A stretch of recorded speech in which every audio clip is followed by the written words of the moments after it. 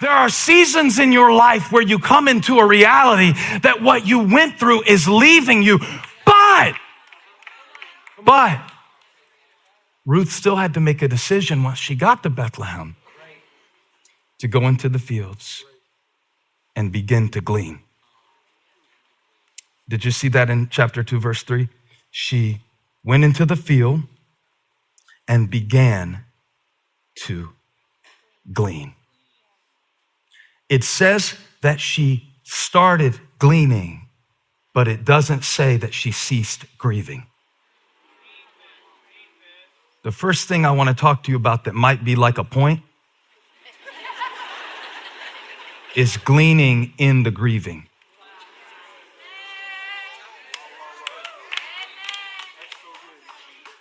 Put it right in the chat. Gleaning in the grieving. Because what we think is going to happen is that when our harvest comes of what we ask God for, how many times do you think they prayed, God, bring bread to Bethlehem? What they didn't know is that when the bread came back to Bethlehem, they would also be bringing their bitterness with them.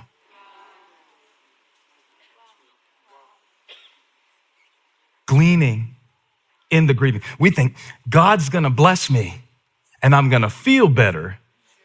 That's how I'll know I'm blessed. Because gleaning is like, I don't think any of us know that much about gleaning, so let me try to explain it. But my agricultural knowledge is very low. But from the biblical perspective, they would go through the field, and it was actually required by Levitical law. And you can check this out in Leviticus 19, because I know you've been looking for an excuse to dive into the book of Leviticus. So you could go to the 19th chapter of the book of Leviticus and read about how they commanded them in the law. They said, when you're gathering your crops, the wealthy landowners, you have to leave a little on the edges. And if you don't pick something through the first time, you don't get to go back through and pick it up again. That's for the gleaners. Who are these gleaners? The gleaners consist of three categories. It's the destitute or the poor, it is the widows, and it is the foreigners. Ruth is all three. She is uniquely qualified through her disadvantages to go through the field and glean. So we keep thinking it takes stuff that it really doesn't take for God to provide for us. You know, our educational level. But if you're good at gleaning, it doesn't mean that you have stopped grieving. There is no indication. I defy you to find it in the text. You can seek and you won't find. Where Ruth danced and Naomi high-fived her. You won't find anything in the text that suggests that the sadness ceased. But the bread was there. But so was the bitterness. That's why I told you last week, almost as a warning, it will come together. The biggest blessing of your life might come at the worst time. You can have a great blessing at a horrible time. Truly, surely. You don't believe me? Have some kids. I mean, they're a blessing from the Lord, right? But they will walk in and want to talk to you at the worst times. They never come talk to you after you wrote in your journal this morning and prayed to Jesus and asked the Lord, God, give me an opportunity today to speak wisdom into the next generation. God, I just want to train up my children in the way that they should go. It's going to be when you are tripping over something that was on your schedule that day that you are going to have the opportunity to glean. Watch this. Glean doesn't mean the field is full and you just go through picking. Glean means that you notice what was left on the ground that somebody else didn't even see. So pop quiz. Are you good at gleaning? On a scale of 1 to 10, how good are you at gleaning? What do you mean, preacher? I mean, how good are you at taking a regret in your life and by the Spirit of God turning it into a lesson and recognizing it maybe as the hand of God, even though you don't call it that? Are you good at that? Because I am not a graduate level gleaner. Truth be told, God is teaching me to glean every single day. And I just started back 2 weeks ago doing my gratitude journal again. I stand up here about once a year and I say, y'all keep a gratitude journal. I do it for 2 weeks. And then I forget to glean. And so what usually has to happen to me is I have to get to a point of so much anxiety in my life and so much worrying about stuff that's stupid and doesn't matter, and so much of being mad about stuff that, other people said or did or didn't say or didn't do or are gonna do, maybe do, hypothetically do in the future at some point, that I'm trying to, sitting there all tied up in knots about things I'm going through. And so I just started back to practice a few weeks ago. I have got to start my day with caffeine,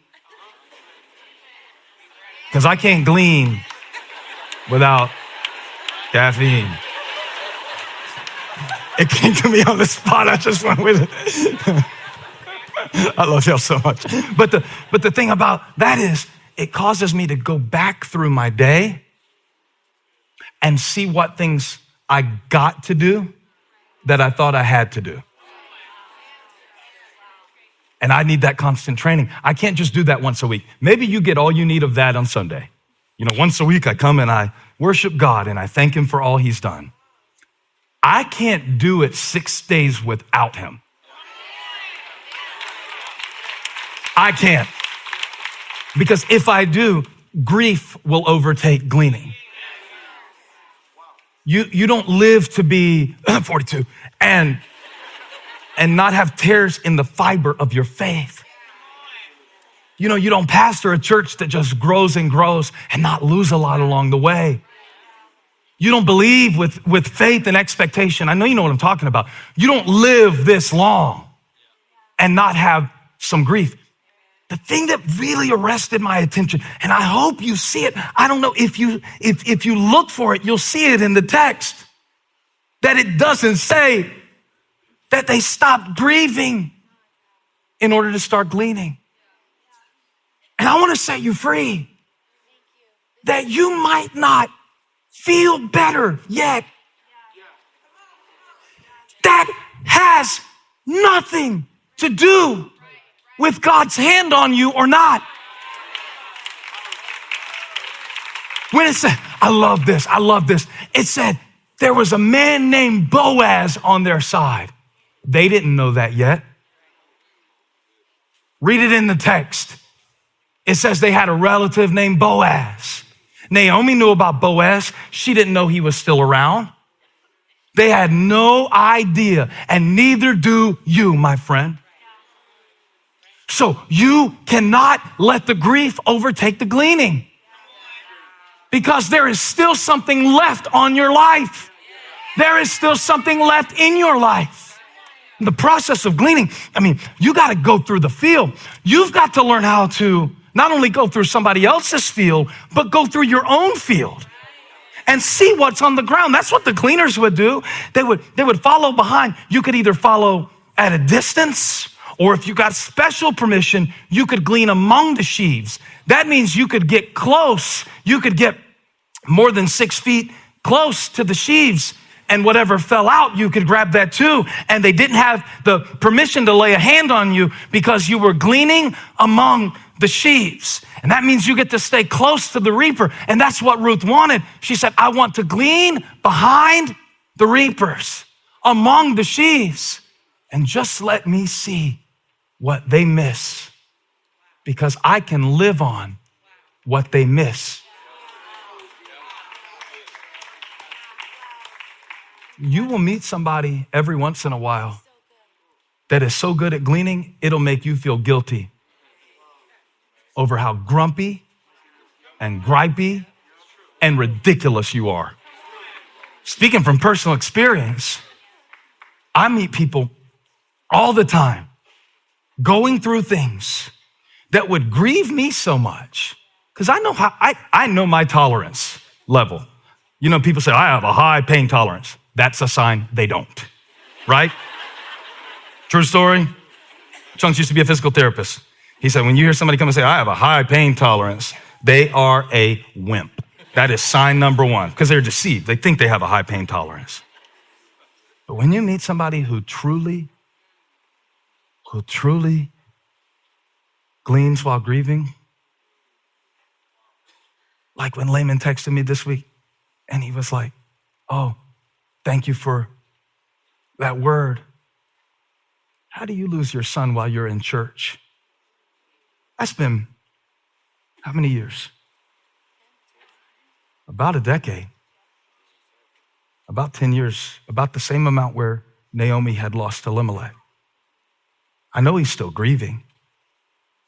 How can he be grateful to a God who let his son be taken so soon? He never stopped grieving. He just started gleaning. His son loved to fish, so he started a fishing club in his son's honor. You know how many people they bring to Christ through Riley's Catch? Look it up, Riley's Catch, you'll see it. Shout out, free advertisement, Tom Lehman. You're welcome. I always text him, you're my favorite layman. Like the play on words, layman and clergy, ha, ha, ha. Because he teaches me to glean. Going through my own life, just recognizing. That's the thing about gleaning, okay? Because I want you to know that somebody else could walk through the field of your life and find 10 things to be grateful for that you take for granted. I'm not trying to make you feel bad. Trust me, God gave me this message early last week and he whipped me with it all week. Just over and over again. I was listing a bunch of things to Holly that I was stressed about this week. All of them were things that I put on my own schedule. All of them were decisions I made. Many of them were blessings that I prayed for. Just full grown. They're not puppies anymore. Because you know a scheduling commitment is a puppy. But when the appointment comes, it's a full grown dog and it has to be walked. By the way, Graham said he's naming his dog, apparently, this Boston Terrier, Boaz. So that's good. That's good. That's good. It's going to take a while. It's going to take a while. Even when he was begging me for a dog, if you missed it last week, it was a whole thing. Don't worry about it. But even when he used to ask me for a dog, he said, all you do is bring up all the things about the dog that we're going to hate. And I said, that's right. And all you do is think of all of the things with the dog that you're going to love. And I'm accurate. And you're ignorant. But sometimes you can know too much. Sometimes you can know too much to where you get in a point where you stop looking for the Lord. Don't call me Naomi. Call me Mara. Now, when you name yourself bitter, Mara, you become magnetic for Mara. So the second thing that's kind of like a point in this message is the mind on a mission. The mind on a mission. The mind on a mission. That's what I told Elijah the other day. He was going on and just complaining. And I said, son, is your mind just on a mission trip to be miserable today?